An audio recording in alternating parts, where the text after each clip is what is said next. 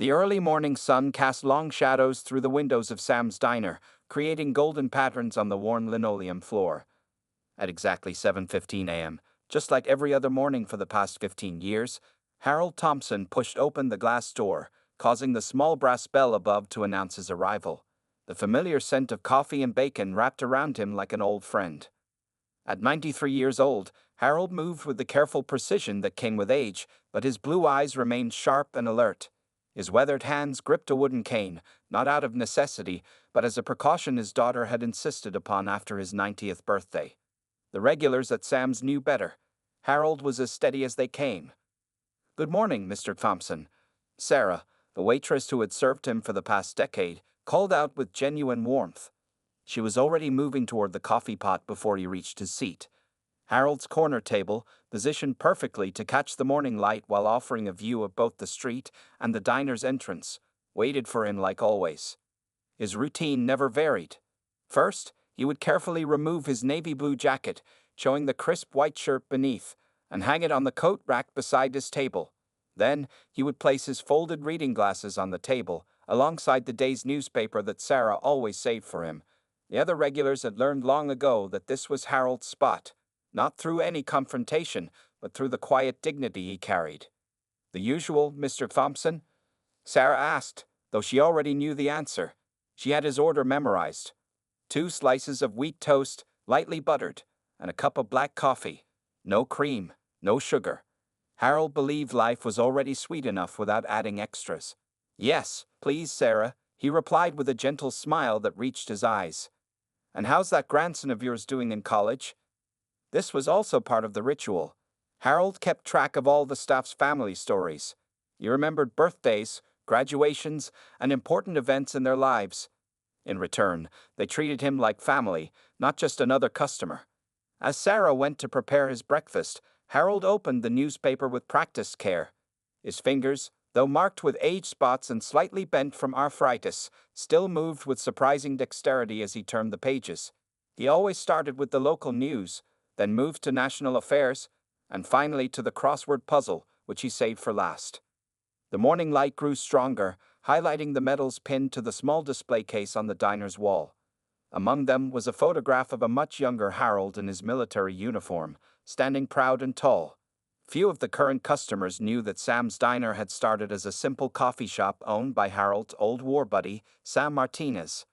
Though Sam had passed away years ago, his son kept the diner running, maintaining it as a tribute to both his father and the veterans who had made it their home away from home. Harold sipped his coffee slowly, savoring each moment of his peaceful morning routine. Other regulars would nod respectfully as they passed his table, some stopping briefly to exchange pleasantries. He knew most of their names and stories: a high school teacher grading papers before class, the young mother who dropped in after her night shift at the hospital, and the retired postman who collected stamps. This corner of the diner had become Harold's sanctuary after his wife Martha passed away 12 years ago. Here, surrounded by the gentle murmur of conversation and the clinking of coffee cups, he felt connected to the world while maintaining his comfortable solitude. As he worked on the crossword puzzle, his breakfast finished and a second cup of coffee cooling beside him, Harold felt content. At 93, he had seen more of life than most: wars, peace, love, loss, and everything in between. This simple morning ritual, this quiet corner in a familiar diner, had become one of life's greatest pleasures. Little did Harold know that this peaceful routine was about to face an unexpected disruption. The calm morning atmosphere he had grown to love would soon be challenged by newcomers who would test not only his patience, but also reveal a surprising connection to his past that nobody in Sam's Diner could have anticipated. Sarah refilled his coffee cup one last time, unaware that these peaceful mornings were about to change dramatically. For now, though, Harold simply enjoyed the tranquility of another beautiful morning in his favorite spot, surrounded by the comfort of familiar faces and the warmth of community that had become his second family. The peaceful atmosphere at Sam's Diner changed dramatically one Tuesday morning when the rumbling sound of motorcycle engines shook the windows. Harold Thompson looked up from his newspaper as 8 motorcycles pulled into the parking lot, their chrome pipes gleaming in the morning sun. The riders, dressed in black leather vests covered with patches, walked into the diner with heavy boots that seemed to make the floor tremble. Sarah, the waitress, hesitated for a moment before approaching the group. The bikers commandeered the largest booth in the diner, their loud voices and rough laughter drowning out the usual gentle morning chatter. Harold noticed how other regular customers shifted uncomfortably in their seats, some even hurrying to finish their meals. The leader of the group, a tall man with a gray beard and arms covered in tattoos, seemed to take particular notice of Harold's corner. He would stare in Harold's direction while whispering to his companions, followed by muffled laughter that made Harold's stomach tighten. After all his years of military service, Harold could recognize intimidation tactics when he saw them. Day after day, the bikers returned, always arriving at 7:45 a.m., just as Harold was halfway through his morning routine. They began a subtle campaign of disruption. When walking past Harold's table, they would bump it accidentally, causing his coffee to spill. Their conversations grew louder whenever he tried to focus on his crossword puzzle, and they made sure he could hear their comments about retirement homes having better breakfast specials. The other regular customers started avoiding eye contact with Harold, afraid of drawing attention to themselves. Even Sarah's usual cheerful demeanor became strained. She still brought Harold his wheat toast and coffee, but their warm morning conversations about her grandson were replaced with worried glances and apologetic smiles. One morning, as Harold carefully wiped spilled coffee from his newspaper, another accident caused by a passing biker, he overheard two of them talking. "Old-timer's been here too long," one said. "Maybe it's time someone reminded him this ain't his private club." The comment stung, but Harold maintained his dignity. He had faced worse in his lifetime, though he never expected to deal with such behavior in his favorite diner. The place that had been his sanctuary for 15 years was becoming a source of daily stress. The situation affected the diner's other customers too. The high school teacher stopped coming in to grade papers. The young mother from the hospital night shift changed her routine. Even the retired postman found somewhere else to enjoy his morning coffee. The warm community atmosphere that Sam's diner had been known for was slowly disappearing. Mike, Sam's son who now owned the diner, tried to maintain order but felt powerless. The bikers were paying customers, and their large group brought in significant business. When he attempted to speak to them about their behavior, they simply laughed it off, claiming they were just having fun, and suggesting that if certain customers couldn't handle a little noise, maybe they should find somewhere quieter. Harold noticed how Sarah's hands would shake slightly when serving the bikers, especially after one of them made a comment about how clumsy she was when she accidentally dropped a fork. The young waitress who had always been like a granddaughter to him was now afraid in her own workplace. Despite the growing tension, Harold refused to change his routine. His military training and life experience had taught him that giving in to bullies only encouraged them. Each morning, he would arrive at his usual time, sit at his corner table, and go through his routine with quiet determination. If his hands gripped his coffee cup a little tighter when the motorcycles roared into the parking lot, no one seemed to notice. The other customers watched with a mixture of admiration and concern as the elderly veteran maintained his dignity in the face of increasing harassment. They worried about what might happen if the situation continued to escalate, but none felt brave enough to stand up to the intimidating group. What the bikers didn't realize was that Harold Thompson was not just any elderly veteran. Behind his calm exterior and gentle demeanor lay a strength forged in the fires of war and a connection to their world that none of them could have guessed. As the harassment continued to build, Harold began to notice something familiar about their club patches, something that stirred old memories and would soon lead to a revelation that would change everything. For now, though, he simply folded his newspaper, paid his bill, and walked out with his head held high, already preparing himself for whatever tomorrow's breakfast might bring. The situation at Sam's diner took a darker turn during the third week of the bikers' presence. What had started as subtle intimidation was now becoming openly hostile, and Harold Thompson found himself at the center of an increasingly tense situation. That Monday morning began like any other, with Harold arriving at his usual time of 7:15 a.m. As he settled into his corner table, he noticed the bikers had arrived earlier than usual.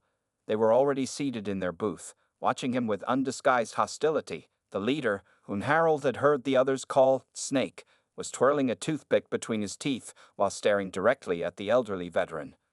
When Sarah brought Harold his coffee, her hands were trembling so badly that some of it spilled onto the saucer. Before she could apologize, one of the bikers shouted across the diner, "Better get some steady hands, sweetheart, or you'll be wearing that coffee home." The cruel laughter that followed made Sarah's cheeks flush with embarrassment. Harold watched as she hurried back to the kitchen, fighting back tears. He had seen enough bullying in his lifetime to recognize when things were about to get worse. The bikers, emboldened by their success in driving away other regular customers, had decided to make their move. Throughout the morning, they took turns walking past Harold's table, each time getting closer, each time bumping it a little harder.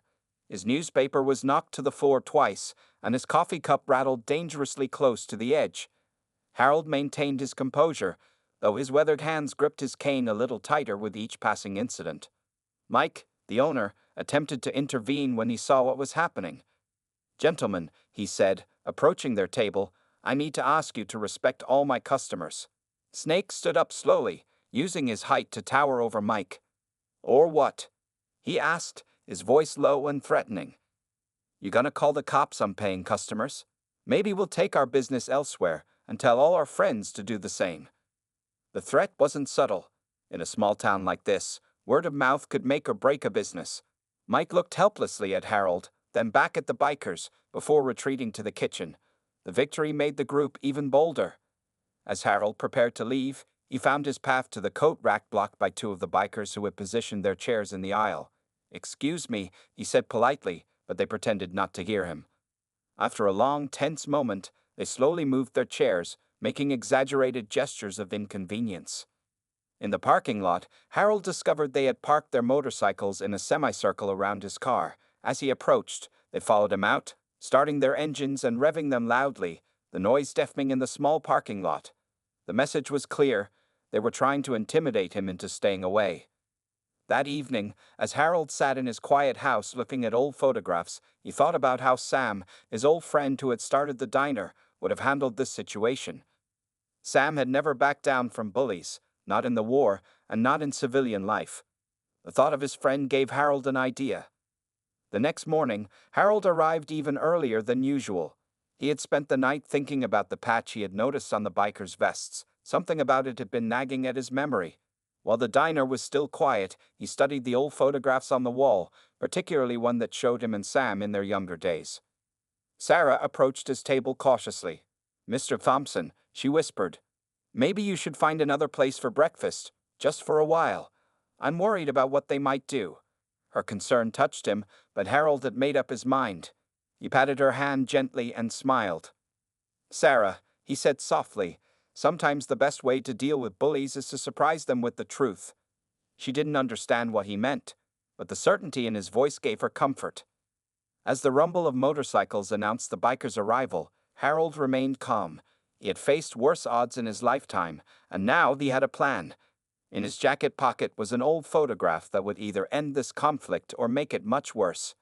Either way, Harold Thompson was done being intimidated.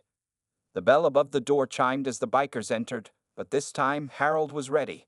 Today would be different. Today, he would show them exactly who they had been trying to bully, and the revelation would change everything. That evening, after another tense morning at the diner, Harold Thompson sat in his study, surrounded by the memories of 9 decades of life. The incident with the bikers had triggered something in his mind, a familiar detail that kept nagging at him like an itch he couldn't quite reach. The patch on their vests, with its distinctive wing design and bold lettering, had stirred something deep in his memories. Harold's daughter Jane had organized his military memorabilia years ago, storing everything neatly in his old footlocker beneath the stairs. Now he made his way slowly down the hallway, his cane tapping softly against the hardwood floors. The house was quiet except for the gentle ticking of the grandfather clock in the living room, a wedding gift from Martha's parents 68 years ago. Kneeling was no longer easy at his age, but Harold managed to pull the heavy footlocker out. The brass latches were slightly tarnished, but they opened smoothly. The familiar smell of old leather and paper wafted up, carrying with it the weight of years gone by. On top lay his carefully folded uniform, the medals still pinned to the chest, each one telling its own story of courage and sacrifice. As he lifted the uniform out, his hands trembled slightly, not from age but from the memories it held. Beneath it were stacks of photographs, letters, and documents, each preserved in clear plastic sleeves. Jane's doing again. She had always been organized, just like her mother. Harold began sorting through the photographs methodically, There were pictures from basic training, from his deployment overseas, from various bases where he'd been stationed. But he was looking for something specific, something from Korea, 1951. His fingers moved faster as he recognized faces from that time. Jimmy Martinez with his ever-present cigarette, Frank O'Malley showing off his new tattoo, and then he stopped. There it was. The photograph was slightly yellowed at the edges, but the image was clear. It showed a much younger Harold standing proudly beside his Indian motorcycle on an airfield in Korea. He was wearing a leather jacket with a patch on the sleeve, the same patch that now adorned the bikers' vests, though theirs was a newer version. More memories began flooding back. The motorcycle club they had formed after returning home, the brotherhood they had built among veterans struggling to readjust to civilian life. They had called themselves the Veterans Iron Guard, though most people just knew them as the Guards. The patch had been Harold's design, wings spreading upward, representing freedom and protection, with a shield in the center symbolizing their military service. With trembling fingers, Harold pulled out more photographs. There he was with the original members, all of them veterans, all of them trying to find their place in a world that had changed while they were away. They had started meeting at Sam's coffee shop, which later became Sam's Diner. The irony of the situation struck him. The very place where he was now being harassed had once been the birthplace of the motorcycle club those harassers now belonged to. Harold spent hours going through the old documents, finding the original club charter he had helped write. Its stated purpose was clear: to provide support, brotherhood, and protection for veterans returning from service. Somewhere along the way, the club had lost its way, forgotten its roots, its purpose. He found what he was looking for in a group photograph from 1951, the original patch design sketch, along with the club's founding documents bearing his signature as one of the charter members. These would be his proof, his connection to the very organization that was now trying to drive him away. As midnight approached, Harold carefully selected a few key items: the photograph of him with his motorcycle showing the original patch, the charter with his signature, and a group photo of the founding members. He placed them in a clear plastic sleeve, which he then tucked into his jacket pocket. Tomorrow, he would wear his old military jacket to the diner. It still fit, though a bit loosely now.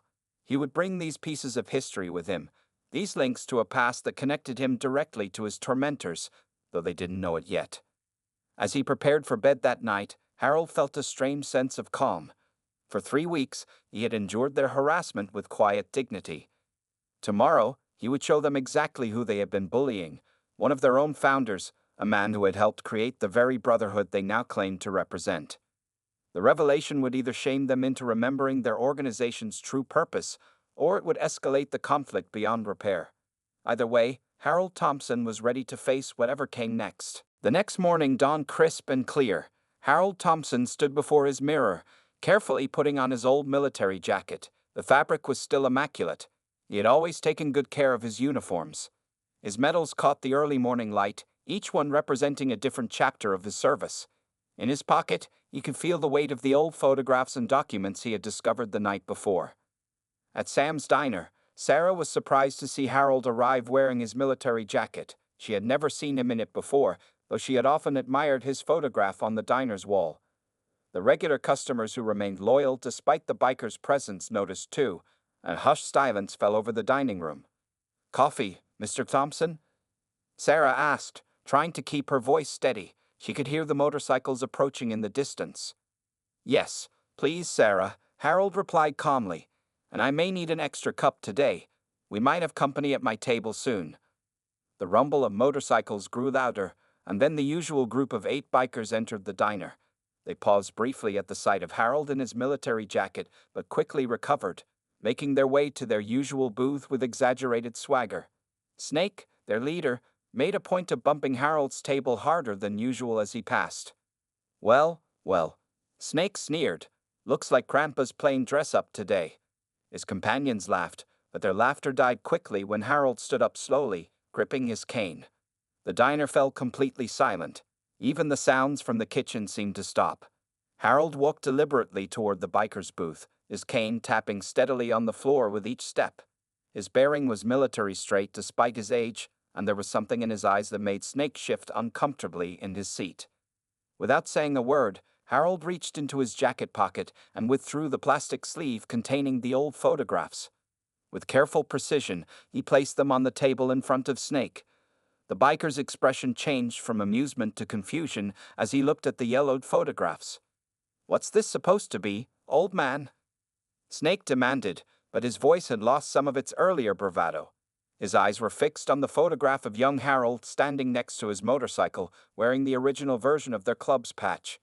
The other bikers crowded around to look. One of them, a younger member with a red bandana, picked up the club's founding charter. His eyes widened as he read the signature at the bottom. "Boss," he said quietly, "you need to see this." Sarah watched from behind the counter, her hand pressed to her mouth. Mike had emerged from the kitchen, sensing something important was happening in his diner. The regular customers sat frozen, watching the scene unfold. Harold remained standing, one hand resting on his cane, the other pointing to the group photograph of the original members. "That was taken right here," he said, his voice clear and strong, "when this place was still Sam's coffee shop, before it became the diner you know today." Snake's face had drained of color as he examined the documents. The patch design sketch, the charter, the photographs, they all told a story he knew well, but from a perspective he had never seen. He looked up at Harold, then back at the photographs, then at the patch on his own vest. "You're Harold Thompson," he said slowly, recognition dawning in his eyes. "You're one of the founding fathers of the Guards." The other bikers straightened up immediately. The name Harold Thompson was legendary in their club's history, though none had ever met him. The story of the veterans who had returned from Korea and formed the club was part of their initiation, but somehow they had never connected that history to the elderly man they had been harassing. The silence in the diner was deafening. Sarah had tears in her eyes, though she couldn't explain why. Mike stood proudly behind his counter, watching justice unfold in its own unique way. The regular customers held their breath, sensing they were witnessing something profound. Snake stood up slowly, his imposing frame no longer projecting threat, but instead showing something that looked remarkably like shame. He opened his mouth to speak, but Harold raised his hand, silencing him. "I think," Harold said quietly, "it's time we had a talk about what this patch really means." The atmosphere in Sam's diner had transformed completely. Snake cleared the booth, gesturing for his fellow bikers to make space as Harold Thompson carefully sat down. Sarah quickly brought over Harold's coffee cup and a fresh pot, her hands still trembling but now from excitement rather than fear. Harold spread the old photographs on the table, and the bikers leaned in to look at them with newfound respect. His weathered fingers pointed to the original patch design, the wings spreading upward with the shield at the center, almost identical to the one they now wore on their vests.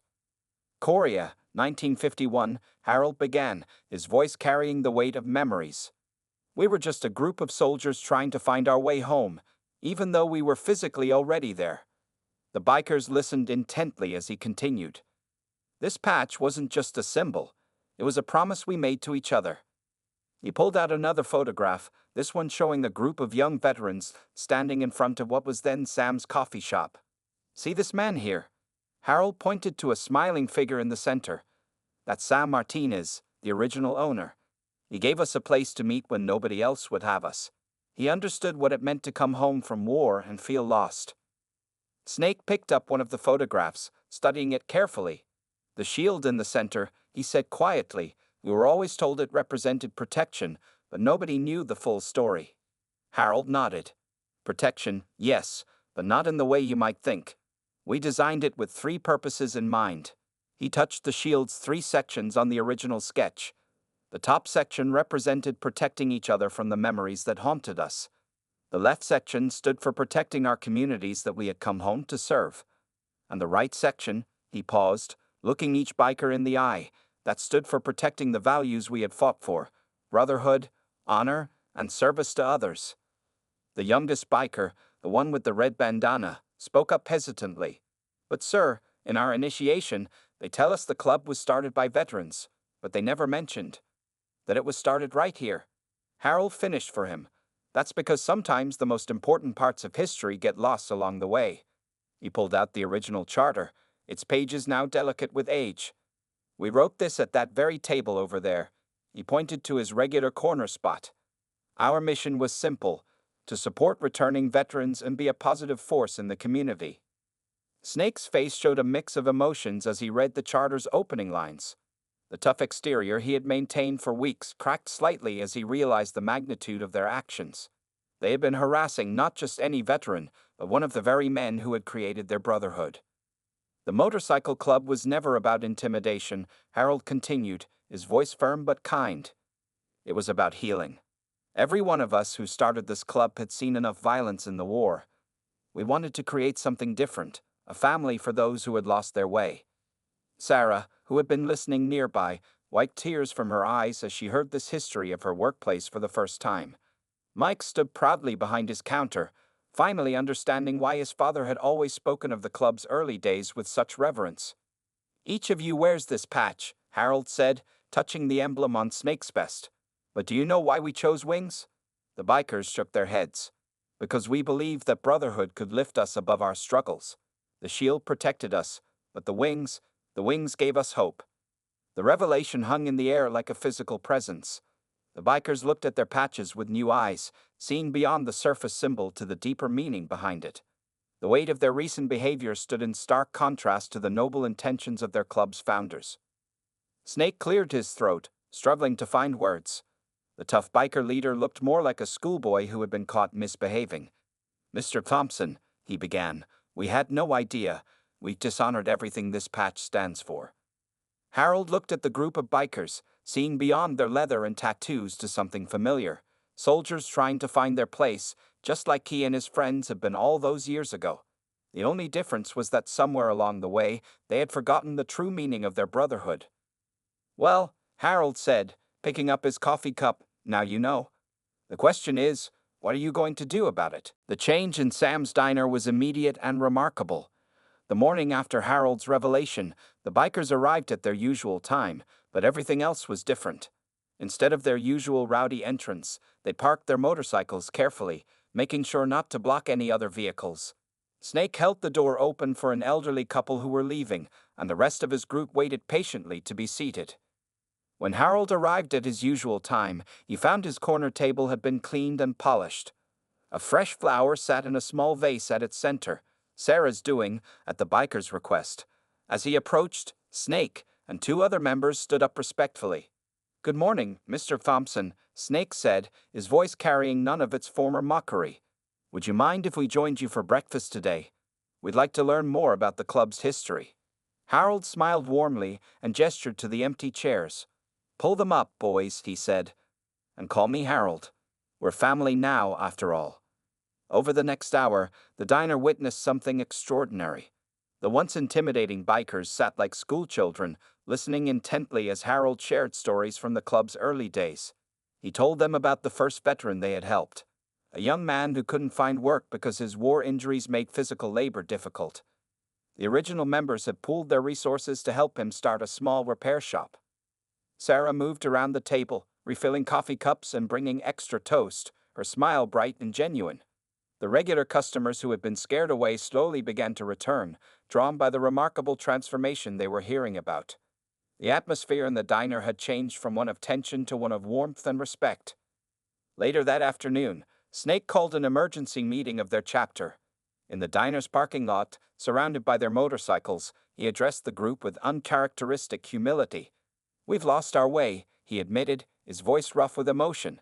"But today, we start making it right." The changes came quickly after that. The bikers began arriving early to help Mike with heavy deliveries before the diner opened. They fixed the wobbly tables that had needed repair for months.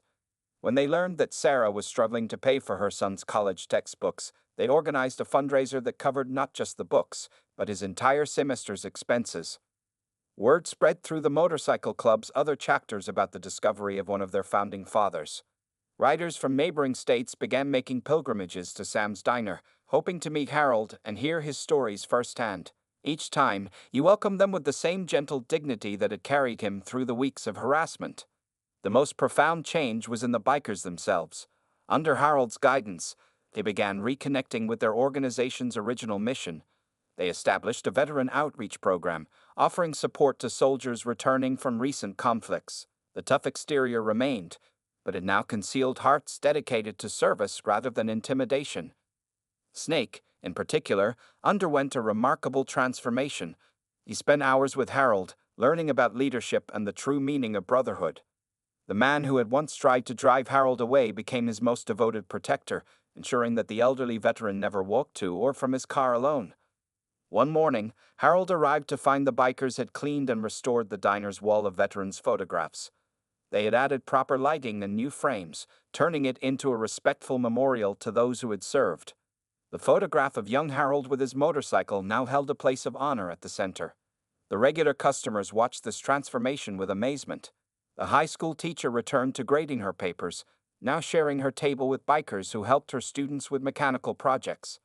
The young mother from the night shift found herself with a volunteer escort service. Two bikers would wait at the diner to ensure she got to her car safely after her long hospital shifts. Even the diner itself seemed to glow with renewed energy. The morning sunlight streamed through newly cleaned windows, casting warm light on the scene of leather-clad bikers sharing breakfast with elderly veterans, swapping stories and wisdom across generations. Harold sat at his usual table, watching it all with quiet satisfaction.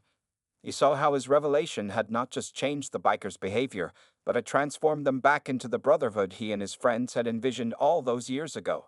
The patch on their vests now truly meant something again, not as a symbol of intimidation, but as a badge of honor and service. 6 months after Harold Thompson's revelation at Sam's Diner, the transformation was complete.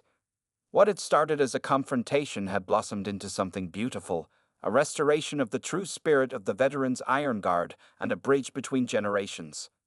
Every morning now began with a familiar rumble of motorcycles, but instead of bringing tension, it brought comfort to the neighborhood.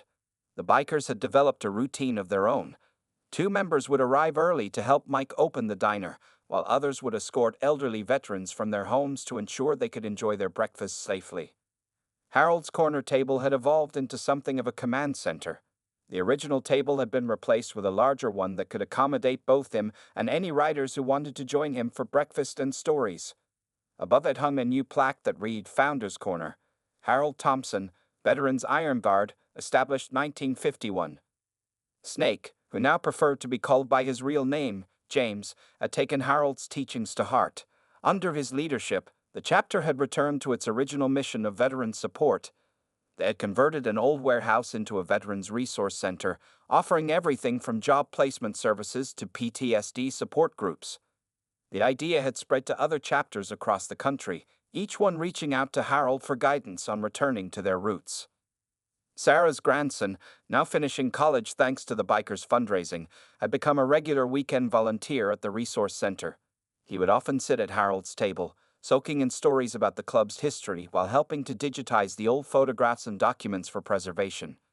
The diner itself had become a symbol of healing and unity in the community. The wall of veterans' photographs had expanded to include both old and new service members. Next to Harold's young portrait now hung photographs of some of the bikers from their military days, creating a visual timeline of service that spanned generations. On Harold's 94th birthday, the bikers organized a surprise celebration at the diner. Veterans from across the country rode in to honor him. The parking lot filled with motorcycles of all kinds, from vintage models like the one Harold had ridden in Korea to modern machines gleaming in the sun. The sight of hundreds of riders standing at attention as Harold arrived brought tears to many eyes, including Snake's. But perhaps the most meaningful change was in the daily interactions. The bikers had become protectors rather than intimidators. They helped elderly customers with their groceries, organized motorcycle safety courses for young riders, and established a scholarship fund in Harold's name for veterans' children. Harold watched all of this with quiet pride. Each morning, as he sipped his coffee and worked on his crossword puzzle, he would look around at the diverse crowd the diner now attracted. Young veterans seeking guidance sat alongside older ones sharing wisdom. Bikers in leather vests discussed community projects with local business owners. The atmosphere was exactly what he and his friends had envisioned when they founded the club in 1951. The final piece of the transformation came when the chapter unveiled their new patch design. While keeping the original wings and shield, they had added a small star above the shield in honor of Harold and the other founding members. The ceremony to present the first new patch to Harold was attended by riders from every chapter in the country. As Harold pinned the new patch on his old military jacket, Snake stepped forward to address the crowd. A few months ago, We forgot who we were, he said, his voice thick with emotion. We lost sight of our purpose and dishonored everything this patch stands for. But thanks to Mr. Thompson, thanks to Harold, we found our way back. We're not just a motorcycle club anymore. We're a brotherhood again, just like our founders intended. The diner had come full circle. Just as it had been a sanctuary for returning veterans in 1951, it was once again a place where service members of all ages could find support, understanding, and true brotherhood. The morning sound of motorcycles, once a source of dread, had become a symphony of hope and renewal. Harold's corner table remained his special place, but now it was never empty. There was always someone seeking his wisdom, sharing a story, or simply enjoying the company of a man who had taught them all that true strength lies not in intimidation, but in service to others. The brotherhood he had helped create 73 years ago was alive again, stronger than ever, ready to serve the next generation of veterans.